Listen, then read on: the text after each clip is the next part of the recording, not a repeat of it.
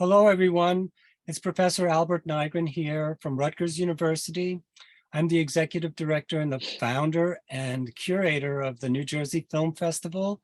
And I wanted to welcome you all to our fall 2022 New Jersey Film Festival filmmaker interview series. Today, we have two wonderful filmmakers, and they're going to be talking about their great film, The Sun Rises in the East, and I'll introduce you to them in a second. We also have Yazmin Omana, who's one of the festival jurors, who's going to be helping me ask questions of these guys. But I wanted to let you know that the film festival will be beginning on September 9th, and The Sun Rises in the East is actually our festival opener. So I hope you will all join us. You can watch the film online for 24 hours on the show dates, or you can come and watch the in-person version on our big, beautiful screen in our state-of-the-art facility, Voorhees Hall, room 105, on the beautiful Rutgers campus in New Brunswick, New Jersey. The in-person screening, where our filmmakers will be there to do a Q&A, a live Q&A, that will take place. The screening starts at 7 p.m. on September 9th. The festival will run on select Friday, Saturday, and Sundays between September 9th and October 16th. Most of the films have an in-person component. We're able to do that if the filmmaker or filmmakers are able to come. But there's a number of films that are with filmmakers that are in Japan and other faraway places where we'll only be doing online versions. But today I wanted to introduce you all to, and hopefully I forgot to ask you guys to make sure I pronounce your last name correctly, but it's Tayo Jiwa, is that correct? Giwa. Giwa, all right, see, I knew I needed to ask. And your partner Cynthia also is on board. Tayo, you're credited as the director, the screenwriter, the producer. I mean, you're the Orson Welles of this film project. You did everything pretty much. And Cynthia, you're a writer, co-writer, and producer as well. So this must be a labor of love for you guys. How did you get involved in making this film? Sure. So we came to this story from our Instagram account. We run a popular Instagram account called Black Owned Brooklyn, and you could follow us online at Black Owned BKLYN on Instagram. And so what happened was a few years ago, we were writing history and culture posts. So Black Owned Brooklyn covers businesses and local history and culture. And as part of that, we were writing a history post about the International African Arts Festival, which is an ongoing festival at the time. I believe it was celebrating its 40th anniversary. 47th anniversary. And, we wanted to, learn a little bit about the history of it, of this ongoing festival, tell that story to our community online. And as we were doing research, we started, to hear a little bit about how the festival started as a fundraiser for this African-centered private school called the Uhuru Sasa Shule. And that Uhuru Sasa Shule was a school founded by this organization called the East. And, that sounded, fascinating. We were, wanting to know more. And the more we dug, the more, we would learn that, the East also had a jazz club and started a number of other businesses in the community. We'll let Cynthia hop in with some more detail. Yeah, I mean, we basically, little by little, were finding bits and scraps of the East story on the internet at that time. And we were really shocked that we had never heard of the East. It sounded like, the jazz scene he mentioned, it was like they were literally bringing the best jazz artists in the world to this small club in Bedford-Stuyvesant. They had their food co-op and all these things. It sounded huge. We'd never heard of it. It kind of felt like the world forgot that this organization existed. So that sort of planted an idea in our heads to do something bigger. Of course, as we continued our work with Black Owned Brooklyn, talking to more business owners in our community, we learned that it was not at all forgotten. If you were in Bedford-Stuyvesant in the 60s, 70s, and early 80s, like, you knew all about the East. But if you weren't there, they were kind of a story that was sort of lost to that time. A lot of the business owners that we met, in fact, were heavily involved in the East directly. So we just took it upon ourselves to bring this story that was so important to our community, and not just in Brooklyn, important to like the whole Black power, Black arts movement of the 1970s in general, and bring this to, broader recognition and understanding of that era, because they were such a huge part of that story. And you know, the Black Panthers, you might know the Young Lords, but you don't know the East. A lot of people don't know the East, and we wanted to change that. Yes, it's a very important component because it's so educationally based. I mean, the idea of uplifting young Black youths and Black people in general, and providing, you know, a way for them to explore their own culture and to amplify it and to celebrate it is just magical. I would have killed to see Sun Ra back then. I absolutely- Right. And I mean, Pharoah Sanders, I'm a big fan of both of those guys, as well as many of the other artists that plays at part of the jazz club. But so tell us about the process. I mean, how long did it take you to make this film? What were the first kind of pieces that fell into place for you? Because you did so much research, and the archival footage is just amazing. And that must have been absolutely grueling work. Well, I mean, we were lucky in a lot of this. I mean, the East as an organization, they did really well in collecting a number of records over, you know, the past 50 years, documenting, you know, what they did. A lot of that documentation work, though, was very much internal to their organization and their sort of network. And so, you know, having, you know, tapped into that, once we met the East people, they had this wealth of sort of records from those really cool concert flyers advertising the jazz scene, really cool international African arts festivals, like hand-drawn artwork. And so they had this like wonderful collection and sort of intellectual thought work that went into what they did. You know, I think we came in and, you know, we reached out to Kwesi Kanadu, a professor at Colgate, who wrote really an authoritative academic text about the East and their origins from the experiment in community control in Bed-Stuy and Ocean Hill, Brownsville. And so once we connected with him, you know, he was able to also connect us with more people within the East. You know, our work with Black on Brooklyn also helped us because, you know, we have been in the community doing a lot of work around documenting Black history in our community. And so, you know, our work sort of spoke for itself, and people were a lot more willing to talk to us because we've been, you know, doing this type of work in the community. And so, yeah, we were able to sort of get a number of people to sit for an interview. Our first round of interview, once we did that, you know, some of the East members were like, you can't tell this. Well, let me back up a little bit. We were actually planning to make this a short film, right? This was actually supposed to be a 20-minute. 25 minutes. And, you know, quickly we discovered that it was too much of a story to tell in that short form way because, you know, the East has this sprawling history, and, you know, much of what they did, there's a lot of, you know, historical documentation on it from sort of the community control experiment. If you know, research the press, there's a lot written about it, and there's a lot on the jazz scene, but no one's ever really connected these disparate threads together in a way that sort of tells a cohesive narrative of who the East were and what they did.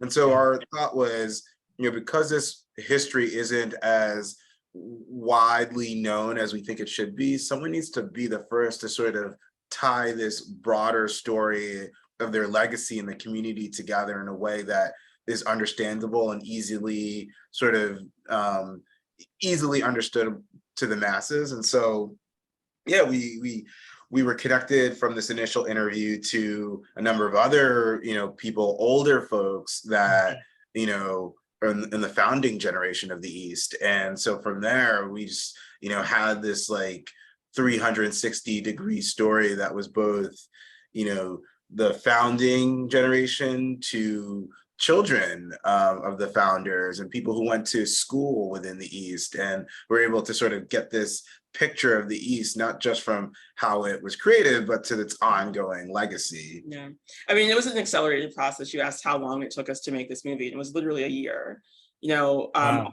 the in-person interviews were shot in one day, and everything else was done over Zoom.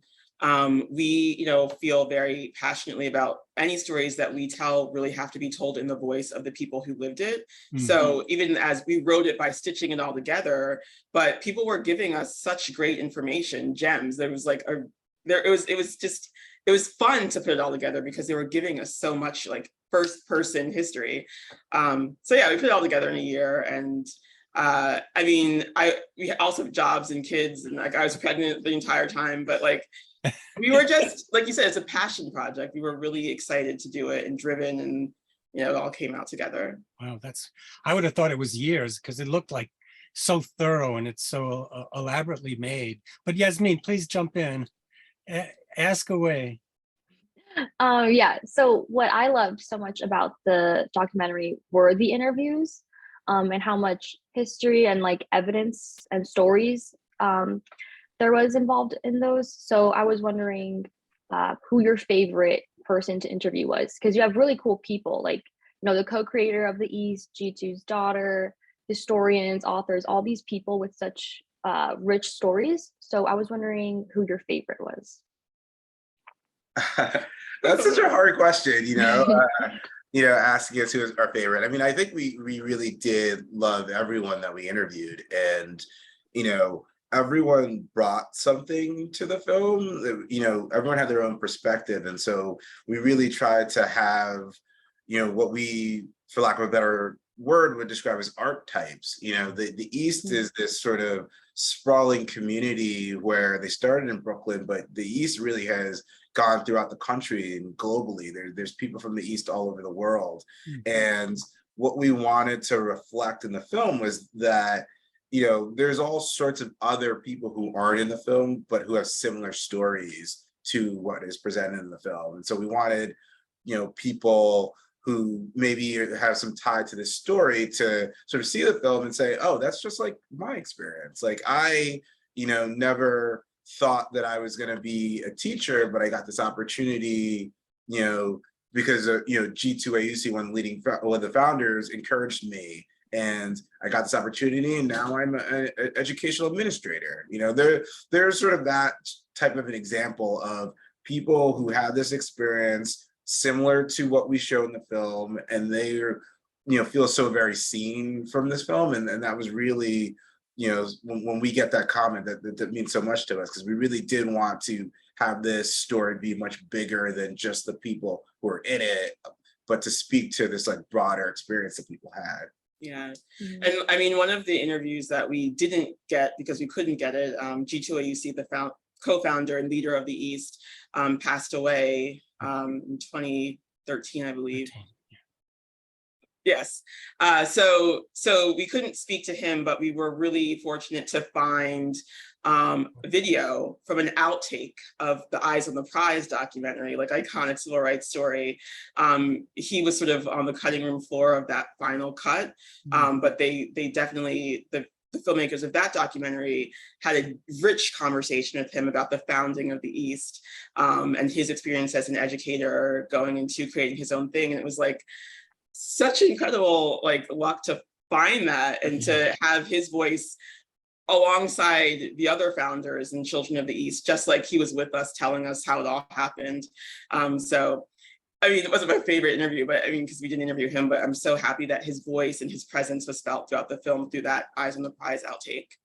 It was a gold nugget that you found. I mean, I think the interview that perhaps was the most crucial to me as a viewer and as a first-time viewer was Fella's interview, Fella Barcliffe, because we get to see the evolution of her experience with the East. And of course, you kind of subtly mentioned her in your response to Yazmin's question, because she's the person who's kind of becomes the educator. And she's encouraged to follow that path. And then she becomes that.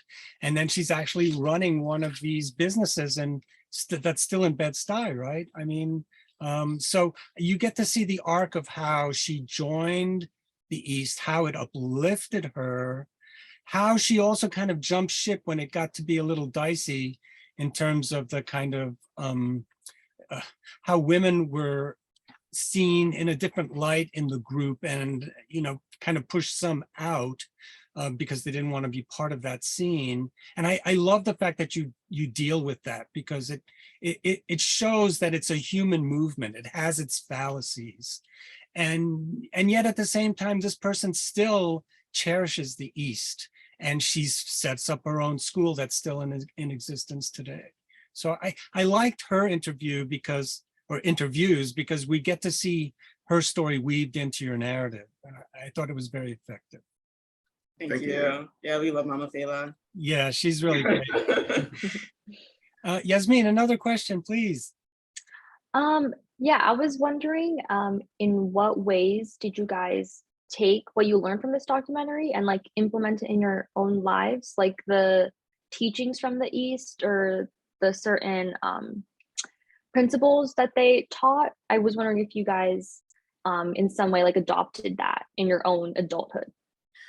Well, I mean, there are a couple of answers to that. I think on one hand, the East was so inspiring to us in that, these are really young people who went out and built all these long-lasting institutions, and no one ever really gave them permission to do these things. No one said, oh, you can go do this. They saw it in and of themselves, and they worked really hard, and they built these institutions. And so, Cynthia and I, look at that as, pure inspiration. I mean, we don't have a background in filmmaking, and, we made a short film before this, but as we look to the East and we look at their self-determination about, building the life that they wanted for themselves. I mean, for us personally, as filmmakers, that was like, okay, we can do this. If the East can do it, we can do it. And so on one account, like just following that sort of belief in self and the belief that you can create the world and the life that you want was something that was really sort of, a lodestar for us in making the film. But then also, I mean, our daughter goes to Little Some People, which is the school founded by Fela Barclift. And so I feel like, very much we're growing our family in that legacy in our community. It's very real to us. Yeah, I mean, I think talking to so many, like since the film's come out, we've heard from a lot of children of the East who grew up at the school, and or adults who interacted with the East, and like that that interaction of learning Black history, African history, being immersed in jazz and literature and dance, like education and culture sort of being the two things that were like really cultivated in people as Black genius that can inspire you and really shape how you think about yourself and like your ambitions for yourself. It's so powerful to hear those testimonies from people. And we've seen people go on to do amazing things from these. Those East kids grew up to do so many things. So having our children really immersed in that vibe makes us feel like we know that the sky's the limit for them. And we see it already. We see this confidence and pride in our children. And so we're definitely taking that from the East with us. I think it's really sad, though, that the East did kind of cease to exist in the early 80s, I guess it was, because there was so much potential. But do you think that it got too big for itself? I mean, was it too much of a, did they grow too quickly? Did they change their emphasis? It's still there. It still percolates in society, but as an entity, it's sad to see that it's no longer in existence. I mean, the festival still exists. I mean, the African festival is still in existence, and as you said, is 47 years old. 57 years old. So, I mean, that is the legacy of the East. But as an institution, do you think that it got too big too quick? Or what led to its demise? I mean, I think you talk about it in your movie, but maybe there's your perspective you'd like to add. Yeah, I mean, I think that's a tough question. I think a lot of organizations coming out of the Black Power movement in the 70s, were challenged by the government, the surveillance and the sort of lack of support from, governmental institutions like the, police department and all of that. I think that put a lot of pressure on the organization. But I do think that, you know, when you look back to who the founders were, I mean, these were young people, you know, in their early 20s. Some of them were teenagers. And so at the time that they started this organization, they were giving 120% of themselves to this work. You know, the film talks about this idea of kazi, this is like their value in work, you know. And you know what happens, and I think, you know, we talk a little bit about this in the film, is that as they got older, you know, these folks started having children, had families, they you know, mortgages, they were sort of growing, and their responsibilities in life changed. So to sort of the way they manifested this sprawling institution wasn't, you know, the same anymore for them to continue giving 120% of their lives, you know, in the same way. But we were very careful we don't want to say that like sort of like the East ended in that way, because it's like the East in the sense that a certain type of principle and belief about self is still very here. If you talk to like the children who came out of this movement, you know, people who attended events at the East, it's still very much alive. And we've been fortunate to speak with people who were part of that founding generation, and they say that these events that happened 50 years ago were some of the most significant events of their life in terms of shaping their identity and their outlook as a Black person in this world.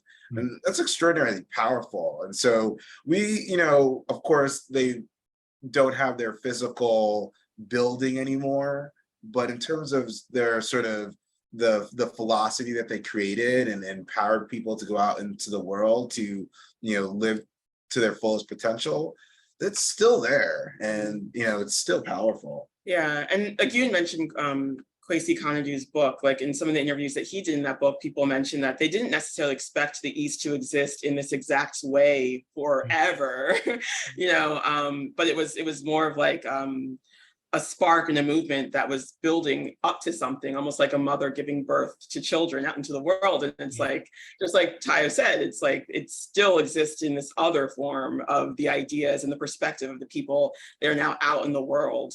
But, you know, they were from 1969 to 1986, the mid 80s. That's like a good run, you know, just because they did. It really is. I mean, it's amazing. I've been running the film festival for 41 years, and it's had to survive so many challenges. And I think the fact that I kept it small kept it going, and I'm still doing it. And I have wonderful people like Yazmin and many other students at the university who basically run the festival now, so I can have weekends sometimes to myself. So I know what that's like. And I think that's right. The soul is still alive. You know, the East soul is still out there. The body may not be in terms of a physical, tangible building or space, but I think that it impacted, and I think your movie will perpetuate that. And I think that's what it's really wonderful as a way of enlightening and continuing the mantra of the group. Yazmin, we have time for one more question. Okay. So once done watching this film, what do you want people to take away from it after watching it? Yeah, I mean, I think, you know, there are a number of lessons that people can take from this film, but I think, you know, one of the main things that we see is sort of the power in community organizing. This group of young people were able to build an organization that people are still talking about over 50 years later. I mean, when you think about having meaning in your life and sort of being able to have impact, that's like incredible. So, I mean, to, you know, look at that, and if that can inspire others to say, like, you know what, we want to have impact in our community, we want to uplift our people. And if you look at what the East did, you can see that, you know, just by organizing with your community to meet the needs of your community, you can create things that people will still be talking about in 50 years. I think that is an incredible, empowering message to take from the film. And we hope that our people are able to see that. Yeah. 1 second, I'm sorry. No problem. Horrible timing of this call. That's okay. Look, on a more local level, people in our community of Brooklyn, we hope that they understand that the culture of Black Brooklyn that is so like cool and prideful, and there's just like an energy here that people love and are nourished by on a daily basis. Like that comes from somewhere. It didn't just like bubble up on its own. It's a legacy of this generation before us, generations before us, who really built up a culture of independence, of cultural pride, and sort of like defiance, and understanding that history and how it shapes the reality that you live in today, I think is really important. And so that's another takeaway that for our local community, I want them to understand that as well. Yeah, I mean, it's a film that I think will enlighten those that know nothing about it. And it's a film that will tell more information to people who are aware of the East. A lot of things that I didn't know. I knew of it, but I didn't know a lot of the specifics. And I think if you want to learn more about this wonderful period of time when a corporation would actually help foster diversity and uplift minorities like the Black community. So like the Ford Foundation was an anomaly in the 60s, because I remember they subsidized experimental filmmakers. I was involved in a project in the early 90s called Identifying Gifted Preschoolers. And we shot these videos in Newark, New Jersey. So it's just nice to see some corporations giving back and not just taking. And I think, not to pat the Ford Foundation too much on the back, of corporations in general, but that's something I didn't know, that they were involved in this community experiment. And I think it's really, I wish that more corporations would do that. But folks, I wanted to just kind of share screen for a second to show people how they could purchase tickets. So let me do that. Okay, so normally you would go to our website, which is njfilmfest.com. And this is our site. Voorhees Hall is where we'll be showing the films. But if you want to get information about our festival, you click on current events, which just scrolls you down to the fall 2020 New Jersey Film Festival kind of marker. And then you've got to click on the tickets info and schedule button, which will bounce you to our Eventive page. During the pandemic, we partnered with Eventive. They were our streaming provider, and we've used them for 3 years now. And because we developed this new audience, we are a hybrid festival, which means that our films are available to people that are anywhere in the country, anywhere in the world for the most part. And they're available for 24 hours a day. So if you're interested in The Sun Rises in the East, which is our very first screening, you would go to this picture, kind of hover over it, and you just click on the pre-order link. It might ask you to register if you've never bought a ticket from us before, but it's a really quick process. And that will allow you to have a ticket to watch the movie for 24 hours, starting at 12:01 on September 9th. But the minute you start watching, a clock starts and you have 24 hours to finish it. So if you start watching, let's say at 10 o'clock that evening, you still have till 10 o'clock into Saturday to finish watching it. And the ticket also allows you to come to the in-person screening. And believe it or not, we have a number of people that watch it during the day and then come to the screening in the evening to hang out with the filmmaker and ask them questions, and to also see it again on our big screen. So that ticket allows you to watch it online and in person. And it's a really great opportunity. And a lot of people take advantage of both of them. So you want some other information about our festival, you click on the Back to Festival site. And this is our welcome page. And if you are coming to the screening, you do need to register your car so you can park in any of the university lots that are mentioned in the directions section. And you just click on this and register your car and you have free parking. And you want more information in terms of just a linear schedule, here's a nice photo of you guys.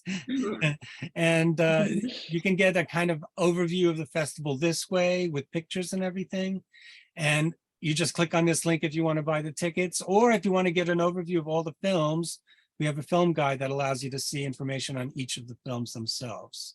So it's pretty user-friendly, and we've not had any issues as far as technical issues with Eventive. So it's been a really smooth process. And I hope everybody can join us on September 9th, our opening program. Both of these guys will be there to take questions from the audience. And I want to thank you both for joining us. Thank you, Cynthia and Tayo, and Yazmin for asking additional questions. And I hope you guys will come and join us at the screening on our opening night for the Fall 2022 New Jersey Film Festival. Thanks so much, everyone. Thank you. Thank you. Thank you.